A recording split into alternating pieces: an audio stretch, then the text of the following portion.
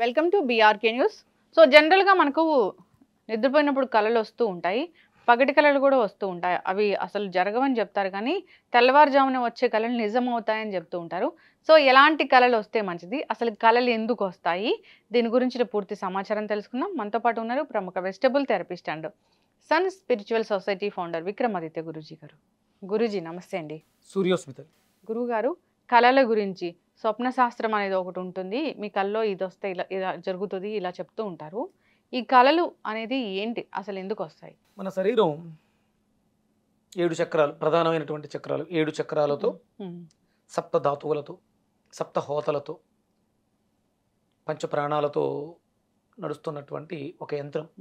దాంట్లో ఆత్మ అనేది మనల్ని నడిపిస్తూ ఉంటుంది. కళ్ళు ఆత్మకి ప్రతిరూపాలు. అంటే ఆత్మ గురించి తెలుసుకోవాలంటే మనం కళ్ళ ద్వారా లోపలికి వెళ్ళొచ్చు. ఇక అంటే కళ అనేది కళ్ళు మూసినప్పుడు వస్తుంది, నిద్రపోయినప్పుడు కళల ద్వారా కళ్ళ ద్వారా కళ వ్యక్తీకరింపబడుతుంది. దీనికి ప్రధానమైనటువంటి కారణం ఇక్కడ ఆజ్ఞాచక్రము అని ఉంటుంది. ఇక్కడ ఆజ్ఞాచక్రం ఉంటుంది, ఈ పైన 4 హెడ్ చక్ర ఫాల చక్రము, ఇక్కడ సహస్రార చక్రం, ఇక్కడ వెనక వైపు చిన్న చక్రం, కళ్ళకి ఇరువైపులా టెంపుల్ మైనర్ చక్రాస్, ఇక్కడ చెవులకు సంబంధించి జా మైనర్ చక్రాస్. ఇలా మన శరీరం అంతా కూడా చక్రాలతో, ఇక్కడ కూడా చక్రాలు ఉంటాయి. ముక్కుకి ఊపిరితిత్తులకు సంబంధించినటువంటి చక్రాలు, నాస్ట్రిల్స్ ముక్కు మైనర్ చక్రాలు, పెదవులకి చక్రాలు. ఈ శరీరం అంతా కూడా చక్రాలతో పరిభ్రమిస్తూ మన శరీరానికి కావాల్సిన శక్తిని స్వీకరిస్తూ ఉంటుంది. ఇప్పుడు కళ ఆజ్ఞాచక్రం అనేది ఏంటమ్మా? ఆజ్ఞాచక్రం అంటే కళ్ళు చూడడం ద్వారా సంకేతాలు పంపిస్తుంది. ఏదైనా ఒక కోరికని బలంగా మనం గట్టిగా కోరుకుంటే అది కళల రూపంలో మనకు వ్యక్తం అవుతూ ఉంటుంది. అంటే ఎక్కడో కొండల్లో విహరిస్తున్నట్టు, లేకపోతే జలపాతాల్లో స్నానం చేస్తున్నట్టు, లేకపోతే ఏదో జంతువు మనల్ని వెంబడిస్తున్నట్టు, పరిగెట్టిస్తున్నట్టు, లేకపోతే ఎవరో మనల్ని పొడుస్తున్నట్టు, ఇవన్నీ కళలు. అంటే మనం ఆలోచించే ఆలోచన కళ్ళ ద్వారా ఒక రూపాన్ని సంతరించుకుంటుంది. ఇది దీనికి ప్రధానమైనటువంటి యంత్రం, సాధనం మనస్సు.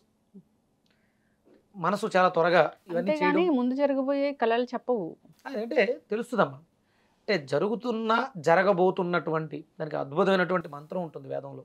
ఏ జాగ్రత్తో దూరముపైతి సర్వం తదు సుప్తస్య తదైవేతి దూరంగమం జ్యోతిషాం జ్యోతిరేకం తన్మే మన శివ సంకల్పమస్తు. ఇదొక మంత్రం. ఏ జాగ్రత్త అంటే మనం నిద్రావస్థలో ఉన్నప్పుడు మనసు శరీరాన్ని విడిచి దూరంగా వెళుతుంది, ఆత్మ. ఇది భవిష్యత్తు మొత్తం చూస్తుంది. ఏ నేధం భూతం భువనం భవిష్యత్ పరిగృహేతమృతేన సర్వం ఏన యజ్ఞశ్రాయతే సప్తహోత తన్మే మన శివ సంకల్పమస్తు. మనసు సప్తహోతలతో చేసేటువంటి ప్రయాణం భూత భవిష్యత్ వర్తమాన కాలాల్లో కూడా సంచారం చేయగలుగుతుంది. జరగబోతున్న వాటిని చూడగలం. ఇవి కొన్ని మన ఆలోచనలు, నెగిటివ్ ఆలోచనల వల్ల కార్యరూపాల్ని దాల్చి కళల రూపంలో కనిపిస్తూ ఉంటాయి. అంటే ఎప్పుడూ కూడా మనం ఆలోచించే ఆలోచన మంచిగా ఉండాలి, చూసేది మంచిదై ఉండాలి, భావ వ్యక్తీకరణ అద్భుతంగా ఉండాలి.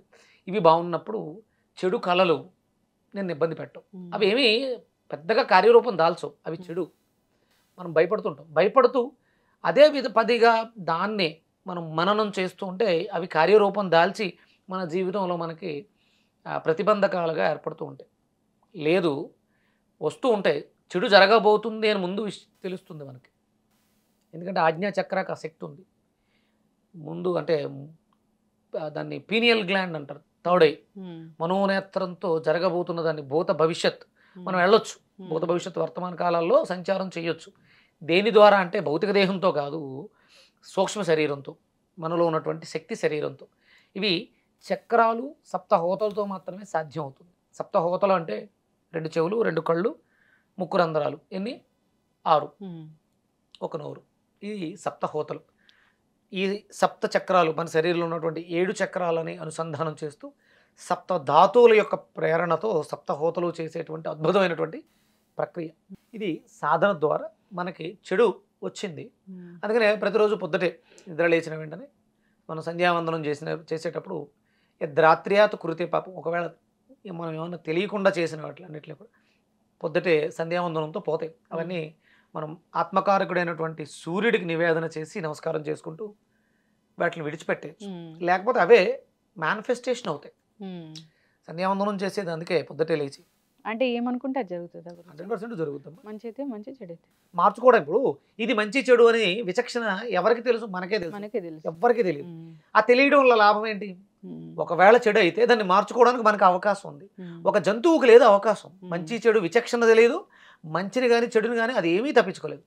మనకి ఇది మంచి అని తెలుసు, ఇది చెడు అని తెలుసు. అది తెలిసినప్పుడు ఆ విచక్షణతో దాన్ని నీకు మార్చుకోవడానికి అవకాశం ఉంది కాబట్టి తెలుసు. జాతకం బాగాలేదమ్మా, తెలుసుకున్న లాభం ఏంటి? అవును. దానికి పరిహారం ఓకే ఇలా వెళితే ఈ ప్రమాదం వస్తుంది, దీన్ని మార్చుకో అని భగవంతుడు తెలియజెప్పాడు. ఆ ఒక్క అవకాశం భగవంతుడు మనిషికే ఇచ్చాడు. అందుకని పడుకునేటప్పుడు జాగ్రత్త దూరముపైతి సర్వం తదు సుప్తస్య తదైవేతి దూరంగమం జ్యోతిషాం జ్యోతిరేకం తన్మే మనస్సు. అంటే జ్యోతిరికే జ్యోతి, ఆత్మజ్యోతి సూర్యుడు నాకు అంత మంచి జరిగేలా ఆశీర్వదించు అని నిద్రపోయేటప్పుడు ఈ మంత్రాన్ని అనుకుంటారు. అలాగే పొద్దుటే లేచినప్పుడు ఏ నేదం భూతం భవనం భవిష్యత్ పరిగృహీతం అమృతేన సర్వం ఏన యజ్ఞస్త్రాయతే సప్తహోత తన్మే మన శివ సంకల్పం వస్తు. శివుడు యొక్క సంకల్పం. ఎవరు శివుడు అంటే నా లోపల బ్రహ్మమై ఉన్నాడు ఆయన. ఆయన సంకల్పం ఏంటి? మంచి జరగాలి. ఇవి అందుకనే మన పురాణ ఇతిహాసాల్లో హిందూ ధర్మంలో ఎన్నో అద్భుతమైనటువంటి మంత్రాలు మన జీవన విధానంలో మనకి ఏదైనా చెడు జరుగుతుంది, అమంగళం ప్రతిగతమవుగాక, ఇలా చెయ్యిని చెవి మీద వేసి అమంగళం ప్రతిగతం, అది నాకు జరగకుండుగాక అని సూర్యుడిని చూస్తారు. లోపల ఆత్మకారకుడే ఉన్నాడు కదా, ఆ చెడు నీకు జరగదు, వినకూడదు విన్నావు, అమంగళం మంచిది కాదు, ప్రతిగతం అవుగాక, అది విసర్జించబడుగాక, ముక్కలైపోగాక, అది నన్ను చేరకుండా ఉండుగాక. ఏ అద్భుతాలమ్మా. అందుకని నీకు చెడు కళలు వస్తున్నాయంటే నువ్వు పడుకున్నటువంటి ప్లేస్లో కార్బన్ డైఆక్సైడ్, ఆక్సిజన్ సరిగా లేదు, గాలి వెలుతురు సరిగా రావట్లేదు, కాబట్టి నీ మెదడు వేరే వేరే ఆలోచనలు, నెగిటివ్ ఆలోచనలు ఎక్కువ చేస్తుంది. తద్వారా నీకు ఈ చెడు కళలు వస్తాయి. అందుకని పడుకుంటున్నటువంటి పడకశాల, శయనశాల ఏదైతే ఉందో అది గాలి వెలుతురు ధారాళంగా వచ్చేదై ఉండాలి. మీరు విడిచిపెట్టినటువంటి కార్బన్ డైఆక్సైడ్ బయటకు వెళ్ళేదై ఉండాలి. మనం అపానవాయువుని స్వీకరించి ప్రాణవాయువుని విడిచిపెడుతూ ఉంటాం. ఆ విడిచిపెట్టినప్పుడు అది బయటకు వెళ్ళిపోవాలి. మళ్ళీ మనం పీల్చుకున్నప్పుడు అపానవాయువు, మంచి వాయువు లోపలికి వెళ్ళాలి. అపానం అది లోపలికి వెళ్ళి సమాన ఉదాన వాయువులుగా మారి మనకి మంచి నిద్ర పట్టేలా చేస్తుంది. చెడు కళలు వస్తున్నాయంటే అది మన ఆలోచనలను బట్టే ఉంటుంది. అంతేకాదు మనం నిద్రించే ప్లేస్ కూడా చాలా పీస్ఫుల్గా ఉండాలి, గాలి వెలుతురు ధారాళంగా వచ్చే విధంగా ఉండాలి. ఇప్పుడంతా అలా ఉండట్లేదు కదా గురూజీ. సో దానివల్ల అనారోగ్య సమస్యలు కూడా ఎక్కువగానే వస్తూ ఉన్నాయి. ఏదైనా కళ అది వచ్చింది అంటే అది మన మనసు మీద కూడా ప్రభావం చూపిస్తుంది. మన మనసులోని ఆలోచనలే ఆ విధంగా చక్కటి ఇన్ఫర్మేషన్ గురువు గారు. సో చెడు కళలు వస్తున్నాయంటే వాళ్ళ మనసుని ప్రశాంతంగా ఉంచాలని చెప్దాము. చక్కటి ఇన్ఫర్మేషన్ అండి. ధన్యవాదాలు.